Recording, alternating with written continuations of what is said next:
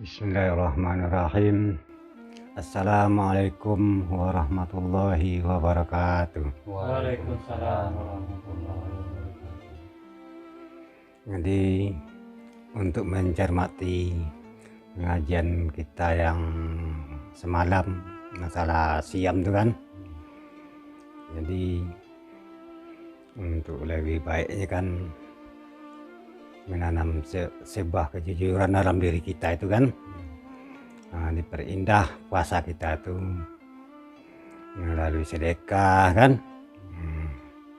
Banyak kebaikan-kebaikan yang bisa kita lakukan untuk lebih akurat ya kan, menanam sebuah kejujuran itu dalam diri kita masing-masing. Jadi itu untuk selanjutnya nanti kan, kalau ada yang mau ditanyakan nanti kan, boleh ditanyakan, tapi satu-satu kan, jangan dicampur-campurkan cara bertanya tuh. Masalah siapnya itu kan, ya, jangan campur-campur. Itulah kalau mau ditanyakan kan, misalnya ditanyakan. Sebabnya malam ini spesial tanya jawab kita.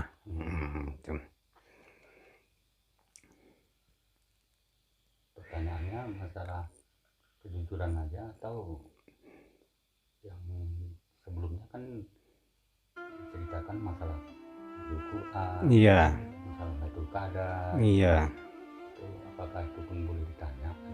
iya, boleh tuh. Mana aja lah tanya. Jadi kalau memang saya ada sedikit mau bertanya, Iya, yang penjelasannya masalah tentang nuzul Quran. iya, Nuzul Quran itu kan Pak Guru bilang tadi itu turunnya Quran, tapi bukan kitab Quran yang kayak sekarang ini diturunkan dari langit gitu. Tapi dia berupa cahaya kan gitu. Jadi di situ saya mau bertanya, apakah cahaya Quran itu turunnya itu hanya di bulan Ramadan aja atau di bulan yang lain ada? Itu dulu yang saya tanya. ya.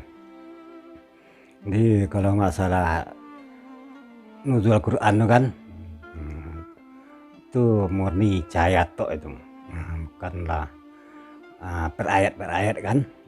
Itu lain waktunya itu.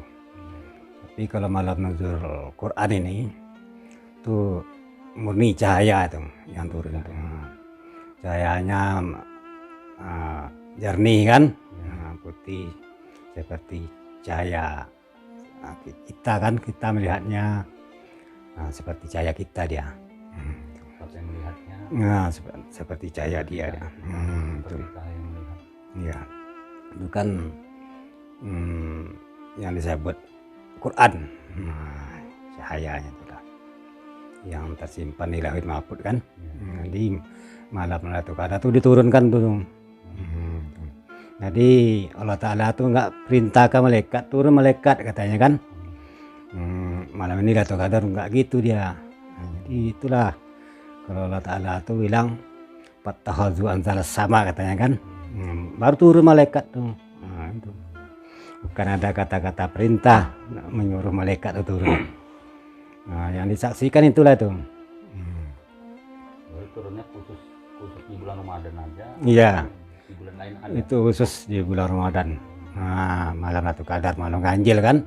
Jadi turunnya cahaya Quran itu istimewanya di bulan Ramadan aja. Iya, malam ganjil itu kan, malam apa tuh, lahirnya Nabi kita itu.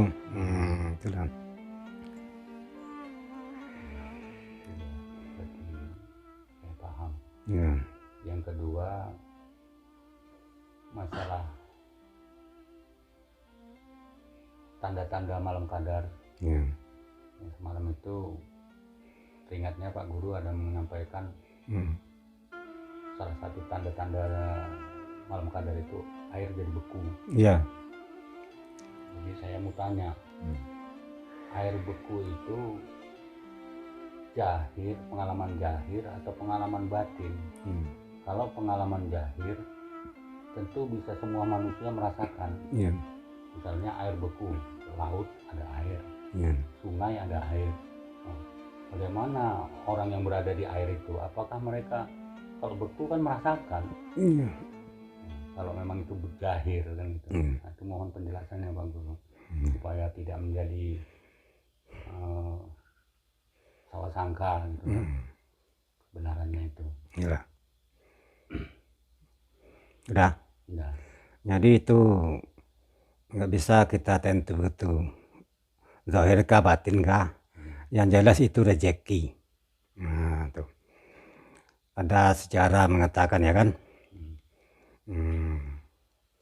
Namanya nggak tahu nih orang melaut ini pakai perahu dia kan. Pas tiba-tiba air itu membeku. Nah, waktu itu kan bulan puasa. Jadi taruhlah kakinya keluar, betul beku kan. Kalau betul Lailatul Qadar nih, besarkan kaki saya sebelah katanya. Oh besar. Nah kakinya tuh. Nanti itu rezeki namanya tuh. Nah, Lailatul Qadar tuh. Jadi Lailatul Qadar tuh lamanya sebuah permintaan, sebuah doa lamanya. Nah, kalau minta disembuhkan lagi nggak bisa, bukan sebuah permintaannya. Habis waktunya tuh, itu lamanya. Nah di zahir batinnya kita nggak tahu, yang jelas itu rezeki orang nelayan kan, mencari rezeki. Jadi dapat dia Lailatul Qadar. Nah, itulah buktinya. Dia minta kakinya besar sebelah, besar. Tapi namanya nggak tahu tuh, tapi pernah diceramahkan oleh ulama-ulama tuh. Sejarahnya kan. Udah. Ini namakan buktinya. Pengalaman spiritual lah itu. Iya, bukti berdasarkan. Malam Qadar itu permohonan dikabulkan. Iya. Tapi yang betul-betul detik itu kan sebuah permintaannya. Jadi maksudnya yang Qadar itu apa tuh? Yang malam Lailatul Qadar itu. Itulah yang nama rezeki baik kan, kadar banyak kan, kadar baik, kadar buruk. Itu rezeki baik kan, kadar baik itu. Itu yang maksud kadar. Kesempatan sedikit itu kan baik kan, kadar yang baik namanya itu dari Tuhan. Mau tanya nih. Selama ini kan kita sering dengar ceramah lah gitu kan, atau pengajian kan. Katanya kalau kita beramal ibadah pada waktu malam Lailatul Qadar ini kan, sama dengan beribadah 1000 bulan ya kayaknya. Apalah semestinya yang kita amalkan supaya kita mendapatkan yang 1000 bulan itu. Ya.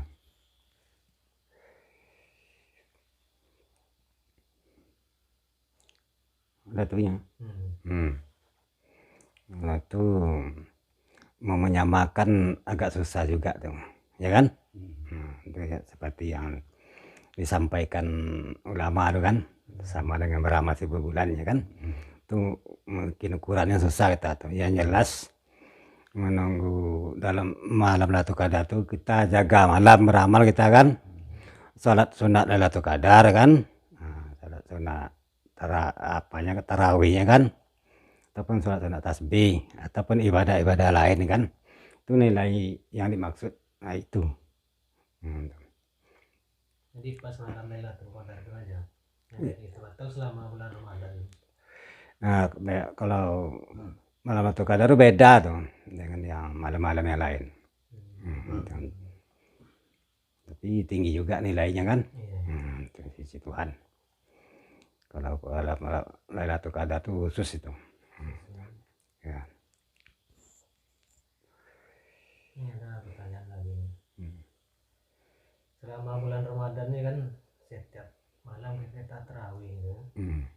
Dalam tarawih itu banyak dianjurkan banyak berselawat kan. Iya. Mengapa di malam bulan Ramadan aja atau pas tarawih aja dianjurkan berselawat seperti itu?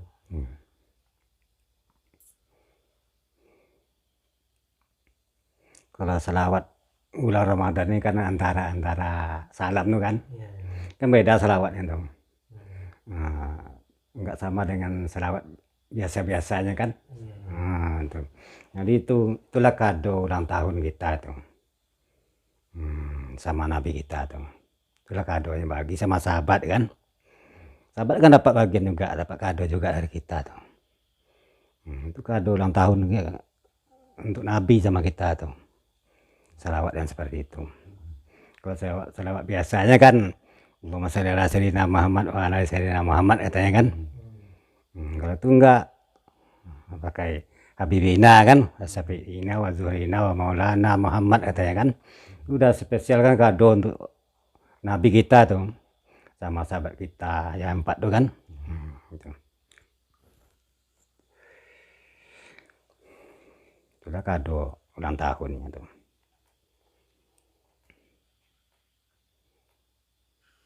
Jadi waktu Bapak tadi bertanya kan Pak, ada dijelaskan gurunya tadi kan masalah nuzul Quran itu. Cahaya yang turun itu katanya kan sama dengan cahaya kita gitu. Maksudnya tadi sama-sama jernih kan. Iya. Yang pertama kita itu cahaya dirinya mana itu maksudnya itu. Yang menyamai yang dengan nuzul Quran itu. Atau diri Sama. sebenarnya apa gitu kan. Pada cahayanya sama dengan zahir kita, kalau tua apa dia tua. Tuh. Iya. Mohon penjelasan. Kalau cahaya itu sama dengan cahaya diri kita yang sebenarnya itu. Jernihnya kan, sucinya sama itu cahayanya. Harum dia kan. Cuma ini cahaya Quran dia kan. Kalau kita dalam diri kita tuh cahaya diri yang sebenarnya diri. Kalau ini di lauhid mahfud. Kalau yang nuzul Quran tuh turunnya dari lauhid mahfud. Ya tinggalnya di situ. Tapi pada saat turun dia menjumpai kita, Ya. wajahnya mirip sama diri. Iya, masing-masing. Jadi kalau diri yang sebenarnya itu dalam diri kita. Diri cahaya itu. Diri yang sebenarnya diri itu dalam diri kita. Tuh.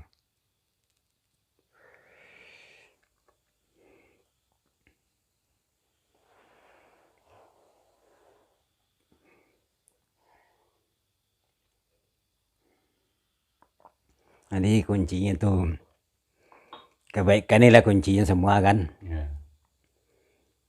Yang 3 yang saya ulang-ulangi itulah tuh kuncinya tuh kehidupan di dunia ini. Yang pertama tuh jujur dalam perkataan ya kan, saya ulangi itu kan. Yang kedua jujur dalam perbuatan. Yang ketiga gunakanlah hati yang tidak menyinggung perasaan orang lain. Itulah.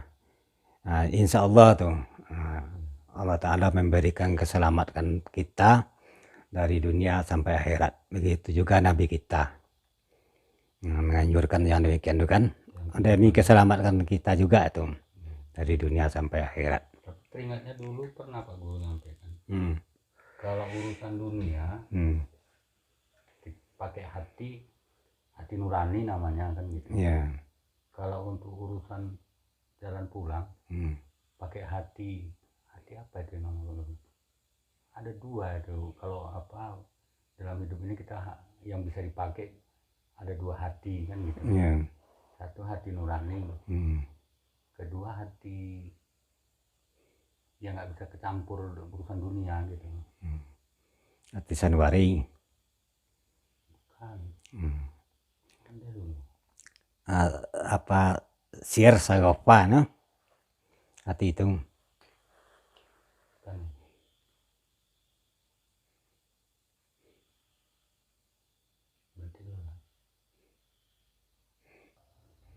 Oh ya Pak Guru, masalah hati atau jiwa yang bisa dipakai itu kan teringatnya dulu Pak Guru bilang hati nurani yang bisa diterima oleh Allah kan gitu. Kedua hati atau jiwa mutmainah. Gitu. Jadi saya punya kunci 2 inilah yang bisa dipakai sama insan kan gitu, sama manusia yang beriman kan gitu. Nurani dan mutmainah kan gitu. Jadi saya mohon penjabarannya untuk memakai nurani dan mutmainah ini di bulan suci Ramadan nanti. Itulah Pak Guru. Mohon penjabarannya supaya saya bisa pakai nurani. Yang kedua mutmainah. Silakan Pak Guru. Kalau kita memakai hati nurani di bulan Ramadan ini kan puasa istilahnya kan, itu ada contohnya kan, contohnya bau asap rokok kan, itu kita cari orang itu kan, ini bawa asap rokok nih katanya kan, kalau perlu agak jauh sedikit, itu hati nurani itu. Kalau hati yang mutmainah, diam aja, dia minder dia tuh. Tuh. Kemungkinan yang membatalkan puasa nanti kan itu dihindari dulu tuh. Tuh. Kalau nurani itulah kadang ditegurnya, kadang tuh banyak cara dia tuh kalau nurani ini. Berarti kalau kita pakai hati nurani, Iya. nengok orang yang nggak pas di bulan Ramadan itu kita tegur. Iya. Tapi kalau mutmainah yang kita pakai, Iya. kita itu banyak diem aja. Nah, iya, diam aja, minder kita kan. Iya. Senantiasa tuh kadang zikir dia kan. Tuh. Pokoknya jangan sampai tersalah dia dijaganya tuh. Berarti mutmainah nggak peduli ya gitu, diam tenang. Iya. Mau puasa, mau enggak, mau merokok, mau apa kan. Nah, itu. Kalau nurani ini banyak apanya nih prosesnya nih. Itu. Jangan merokok, ini orang puasa nih katanya kan. Berarti itu orang yang pakai hati nurani itu. Iya. Masih mau menegur dia. Iya. Berarti kalau orang yang udah pakai mutmainah, negur pun udah nggak mau lagi. Ya? Enggak, dia dengan Tuhannya. ya dipertingginya ibadahnya. Berarti dia cukup dia dengan Tuhannya aja. Iya, mempertinggi. Dia apa pun di sekelilingnya dia nggak peduli. Enggak, dia mempertinggi ibadah dia tuh. Jelas lah Pak Guru. Ya, terima kasih Pak Guru. Iya. Karena pada dasarnya kan jatuhnya kita kan kayak ini, kayak hati yang tidak menyinggung perasaan orang lain. Iya. Kuncinya situ semua tuh. Nggak mungkin lah bohong Tuhan tuh kan. Nabi kita pasti terbaik dia bikin untuk umatnya. Tergantung kita aja itu. Ini Bang, ada lagi. Ini kan untuk kita semua sebenarnya ini cerita ini, bukan untuk orang, kita semua yang suka kan. Ya kan keselamatan kita masing-masing ya kan. Tapi kan nggak enak juga kan. Banyak yang nggak paham kan, diam aja kita kan nggak boleh juga itu. Harus kita saling mengingatkan dalam kebenaran kan, saling mengingatkan dalam kesabaran kan.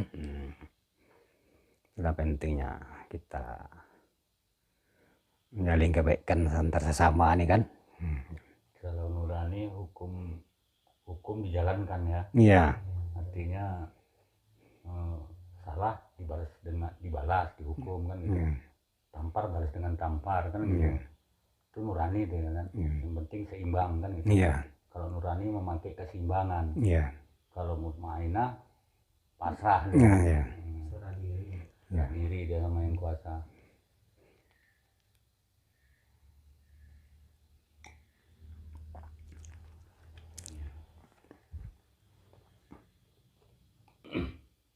Jadi untuk sekedar tukar pikiran kita pada malam hari ini kan berupa pertanyaan ya kan.